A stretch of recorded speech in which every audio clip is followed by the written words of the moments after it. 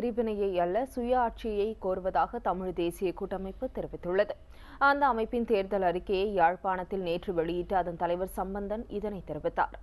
ஒவ்வொரு தேர்தலிலும் வடகிழக்கிற்கு சுயாட்சி நிர்வாகம் அளிக்க வேண்டும் என்பதையே தமிழ் தேசிய கூட்டமைப்பு வலியுறுத்தி வருவதாகவும் அவர் கூறினார். ஆனால் தமிழ் மக்கள் ஏற்றுக்கொள்ளக்கூடிய தீர்வை இலங்கை அரசு இதுவரை முன்வைக்கவில்லை என்றும் சம்பந்தன் குற்றம் சாட்டினார். தேர்தலுக்கு பிறகு வடபகுதி மக்களுக்கு வழங்கப்படும் நிவாரணங்கள் பற்றி கூட இலங்கை அரசு தனது தேர்தல் அறிக்கையில் குறிப்பிடவில்லை என்று கூறிய சம்பந்தன், தமிழ் மக்களை ஏமாற்றாமல் அவர்களை ஏற்றுக்கொள்ளக்கூடிய தீர்வை வழங்க வேண்டும் என்றும் இலங்கை அரசை வலியுறுத்தினார்.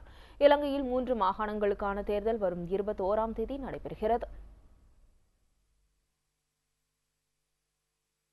அரசாங்கத்தை பொறுத்தவரையில் ஒரு அரசியல் தீர்வு சம்பந்தமாக இத்தவரையில் மக்களுக்கு முன்னால் எவ்விதமான ஒரு நிலைப்பாட்டை அரசாங்கம் எடுக்கவில்லை, எடுக்க வேண்டும் என்று நாங்கள் கேட்கின்றோம்.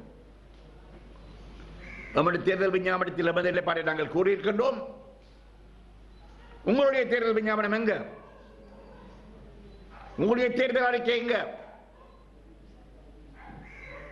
உங்களுடைய தேர்தல் அறிக்கை மக்களுக்கு சமர்ப்பிக்காமல் மக்கள் மத்தியில் வந்து வாக்கு கேட்பதற்கு உங்களுக்கு என்ன உரிமை இருக்கின்றது?